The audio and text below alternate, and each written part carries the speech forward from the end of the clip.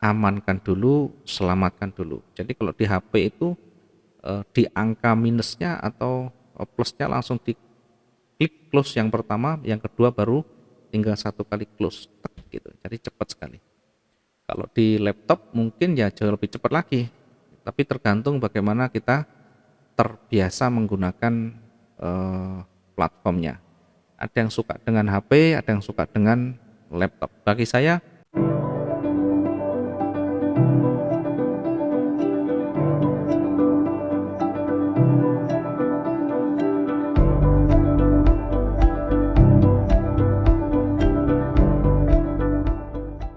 oke, selamat malam teman-teman semuanya. Assalamualaikum warahmatullahi wabarakatuh. Mudah-mudahan sehat semuanya. Langsung kita pada pokok bahasan pada malam hari ini jelang news jam 19.30. Ya, kita fokus dulu di analisis, di analisa menjelang news dirilis, sehingga materi sementara kita tunda, kita masuk di bagaimana membaca pergerakan demi pergerakannya menjelang news dirilis jam 19.30. Terlebih dahulu kita lihat dulu di jam 19.30 ada berita apa di sana.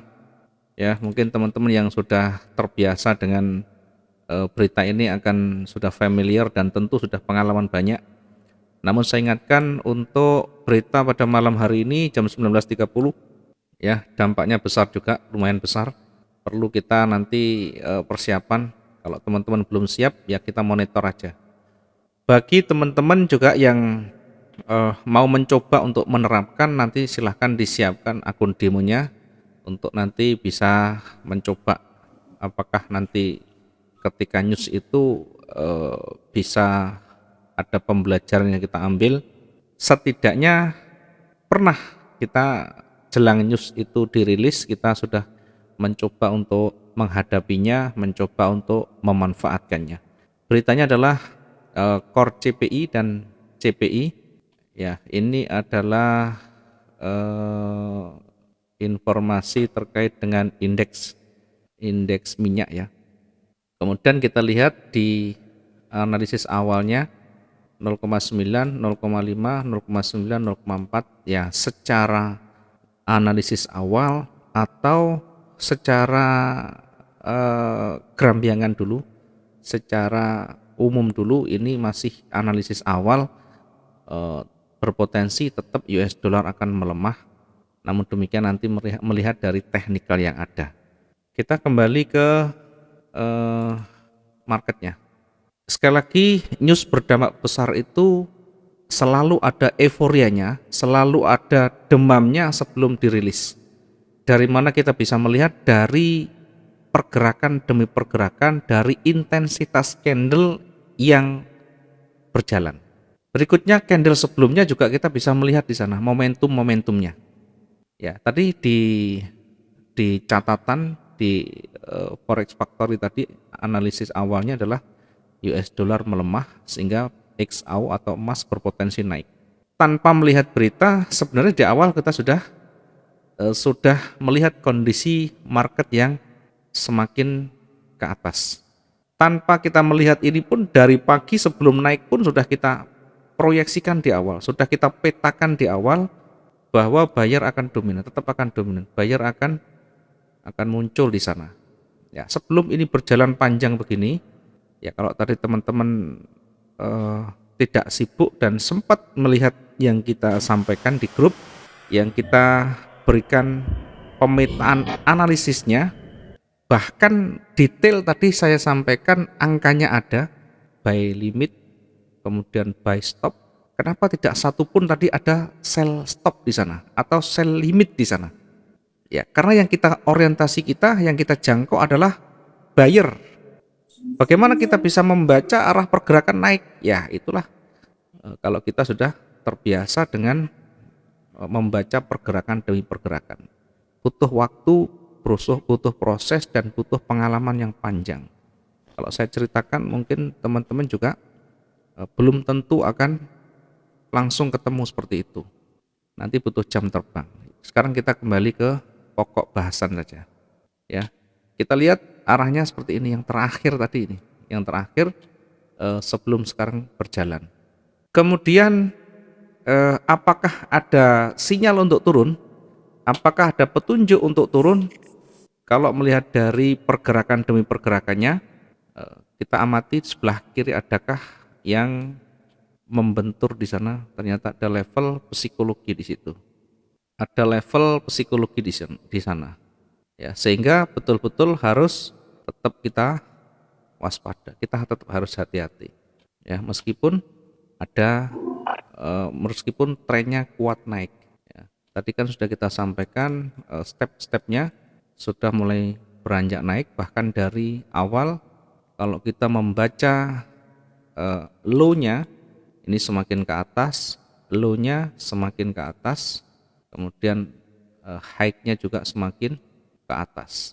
Ini mengindikasikan pergerakan buyer yang kuat di sana. Tetapi jangan diabaikan, di sebelah kiri ada benturan, namanya level psikologi. Ada level psikologi di sana. Karena bisa saja nanti di area di sini kembali. Bahkan di candle terakhir yang terbentuk adalah doji. Doji yang kita lihat di sini adalah berada di ujung tren naik. Sehingga doji ini bisa menjadi petunjuk bahwa buyer sudah berkurang, kekuatannya sudah mulai menipis. Kemudian sempat naik di awal, ini sempat naik, kemudian setelah itu ditolak lagi oleh seller. Nah, dalam kondisi normal biasanya kita sampaikan kalau sudah begini tebel, tadi kita masuk sell di sini. Tetapi ini jelang rilis berita. Perhatikan, diamati saja sebelum menit-menit terakhir diamati. Ya, tadi dari pergerakan memang naik, tapi hati-hati di level psikologi ada candle terakhir doji di ujung trennya yang bisa mengindikasikan akan terjadinya pembalikan atau buyer kekuatannya sudah mulai menipis.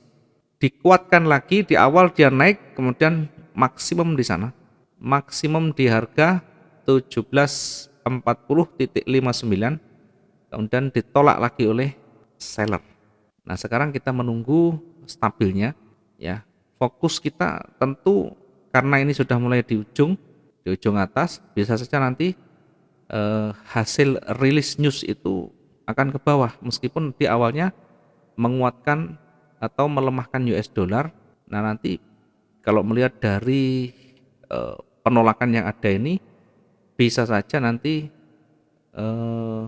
akan turun dulu, atau kalau misalkan dolar menguat dia akan turun sejauh ya kira-kira 500-an. Berarti kalau dari sini sekitar 500-an.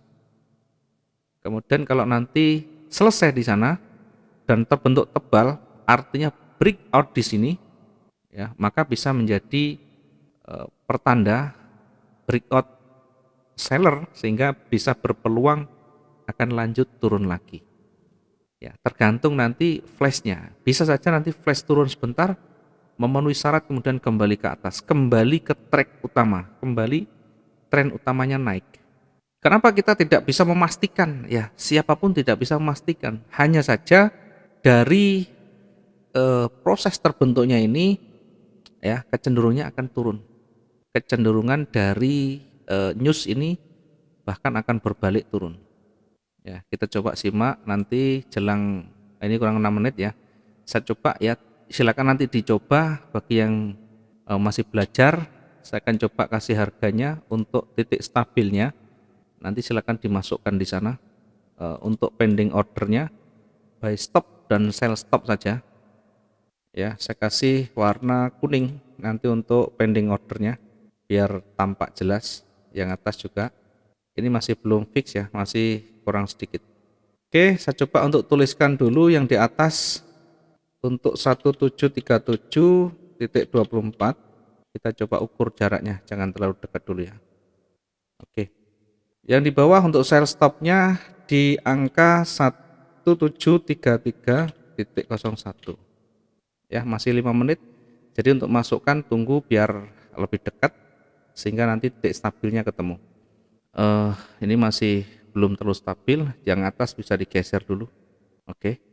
Yang atas digeser dulu, Ini yang atas saya geser ke 37.57, kemudian yang bawah ini masih cukup jauh juga ini. Yang di bawah saya tarik ke atas di angka 17.3347 ya. Kalau ada keahlian kecepatan di sana, masukkan kurang 2 menit sehingga nanti kita lebih dekat, jadi titik stabilnya akan ketemu di sana. Kemudian kalau misalnya mau masang lagi di bawah ini bisa buy limit. Di sini buy limitnya 1729.847 ya, 84. 172984 ya, buy limitnya di sana. Kurang 2 menit, silakan yang mau mencoba untuk menguji ya, silakan yang mau testing, atau bagi teman-teman yang baru yang siap dengan akun demonya, minimal tahu ya, perhatikan pergerakan demi pergerakan, perhatikan intensitas jelang news dirilis ya. Kurang 2 menit ini biasanya saatnya untuk tepat untuk kita entry pending order kita ya. Nanti kalau sudah kurang 1 menit ini ya, kurang 1 menit kita fokus saja di angka ya, di transaksi yang ada floatingnya ya. Nanti kalau sudah kena kita langsung cepat aja. Kalau dua-dua kena bagaimana ya, biar aja. Kalau dua-duanya kena ya berarti nanti kita tunggu, karena kalau dua-dua kena pasti ngelok. Kalau dua-dua kena, maka nanti kita tunggu mana yang lebih cenderung ya. Pastikan lotnya sama, jangan lebih tinggi, karena ini kita posisinya sama, jadi bukan langsung dieksekusi tetapi masih dalam posisi pending order. Kita tunggu di menit-menit terakhir, kurang 1 menit. Nah ini kan titik stabilnya. Oke, langsung close ya.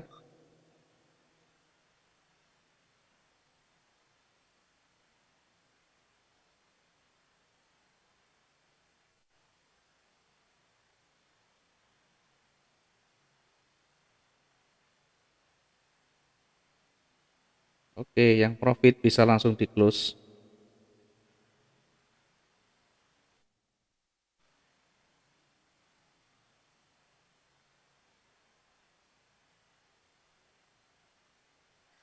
Ya, kita sambil melihat dari hasil newsnya, mungkin akan tampak di sana yang tadi sempat ya, tadi flashnya langsung cepat sekali ya, pasti profit karena tadi sudah warna hijau dengan cepat. Yang belum profit mungkin kita tunggu sebentar aja. Hasilnya satunya netral, satunya merah, artinya tetap berpeluang akan naik meskipun nanti tetap ada penolakan, masih akan berpeluang naik di sana. Oke, kita sambil menunggu. Nah, tadi ini buy stopnya di sini, buy stopnya di sana, ya, sudah lumayan dari pergerakan yang ada, meskipun hanya sebentar, ya, selalu profit kita dapatkan. Amin, semuanya mudah-mudahan profit semuanya dan bisa kita nikmati bareng-bareng ya. Yang tidak profit berarti tidak mengikuti, karena yang bawah tidak sentuh. Yang sell stopnya silakan dimatikan saja, sell stopnya silakan di nonaktifkan. Yang tidak profit berarti tidak mengikuti angkanya ya, karena semuanya profit dari tadi, bahkan lumayan. Oke, kita coba untuk tunggu beberapa saat. Itu kenapa ketika kita tadi profit flashnya, kita langsung minta teman-teman untuk bisa untuk kita close duluan, karena habis flash ini, habis news ini biasanya nge-flash itu naik turunnya dengan cepat, masih ada artinya goncangan yang cukup membahayakan, mengingat ini posisinya berada di level psikologi. Apakah mempengaruhi? Sangat mempengaruhi. Ya, kalau kita terlena, kalau kita hanya berpikir oh nanti akan panjang, bisa saja nanti kita terseret lagi. Karena itu di awal pas tadi sudah bergerak naik, kita sudah amankan dulu, selamatkan dulu. Jadi kalau di HP itu di angka minusnya atau plusnya langsung diklik close yang pertama, yang kedua baru tinggal satu kali close gitu, jadi cepat sekali. Kalau di laptop mungkin ya jauh lebih cepat lagi, tapi tergantung bagaimana kita terbiasa menggunakan platformnya. Ada yang suka dengan HP, ada yang suka dengan laptop. Bagi saya selalu saya gunakan Android untuk eksekusinya, analisanya kita menggunakan komputer atau laptop. Ya, minimal untuk mempermudah tampilan kita, untuk mempermudah pemetaan yang bisa kita lakukan dengan lebih jelas tentunya. Ya, kembali nanti setelah ini terbentuk, ya setelah harga ini selesai, maka nanti akan normal sesuai dengan teknikal lagi, sesuai dengan pergerakan pasar yang normalnya. Kalau misalkan normalnya seperti ini, masih berpotensi naik, tetapi dibatasi oleh level psikologi. Harus ditunggu sampai ini selesai breakout di atas, baru nanti kita ambil peluang untuk buy lagi. Selagi ini masih belum breakout, masih naik turun dan tertutup di area di sini, maka sekali lagi harus menunggu mana nanti yang lebih dominan, karena belum bisa kita ambil trigger, karena ini posisinya persis berada di level psikologi, berada di resistennya. Ya, ini adalah dari hasil newsnya. Kalau menurut saya ya masih akan jauh lebih kuat, ya jauh lebih kuat. Kemana naiknya? Ya kira-kira mungkin ya sekitaran ini, ya sekitaran ini, angka yang kecil ini yang ada candle duanya, ekornya dua itu, ya kira-kira di situ. Saya juga tidak bisa memastikan, ya tapi dari beberapa hari terakhir hampir dipastikan selalu tepat, ya selalu tepat, ya bukan kita sok tahu, bukan kita meramal, tetapi jam terbanglah yang mengukir semuanya, terbanglah yang membuktikan semuanya.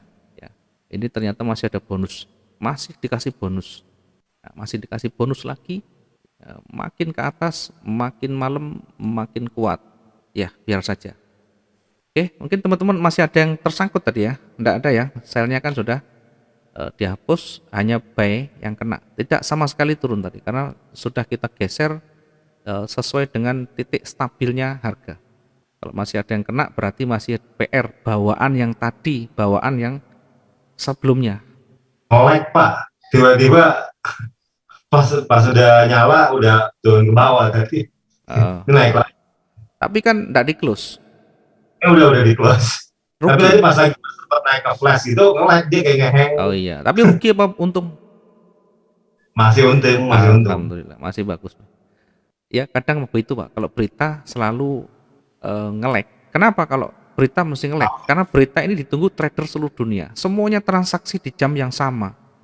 Bisa dibayangkan kalau kita analogikan jalan raya itu, kalau misalkan lebarnya 3 meter, 10 meter enggak masalah. Tetapi akses yang masuk, yang keluar masuk itu lebih besar, jauh lebih besar. Maka secara logika akses jalan yang ukurannya tidak seimbang dengan penggunanya pasti akan selalu menimbulkan kemacetan. Ya, begitu juga dengan data. Maka jangan heran kalau nanti pas kita close dapatnya $500, begitu selesai kling tinggal $100. Nanti biasanya protes, loh kok saya dapatnya tinggal segini, ini curang. Karena tidak menyadari pergerakan data itu sangat cepat sekali dan padat sekali. Makanya begitu kalau di news ya begitu. Oke, sementara kita tinggalkan beritanya. Tanya yang 1729 ada bayi ini itu untuk apa ya? Apakah akan turun di situnya? Enggak, tadi antisipasi Bu. Tadi antisipasi, iya. Kalau ngeflash dulu, kalau ngeflash enggak. Jadi antisipasi kalau ngeflash ya nanti dapat dua-duanya, sell-nya dapat, tadi yang sell stop, buy-nya juga dapat itu. Ini adalah antisipasi. Sehingga ini kalau enggak tercapai ya diamankan, sudah selesai. Ya, itu Bu kira-kira. Oke, saya lanjut ke materi ya biar nanti teman-teman yang baru juga bisa memahami, bisa minimal banyak belajar di sana.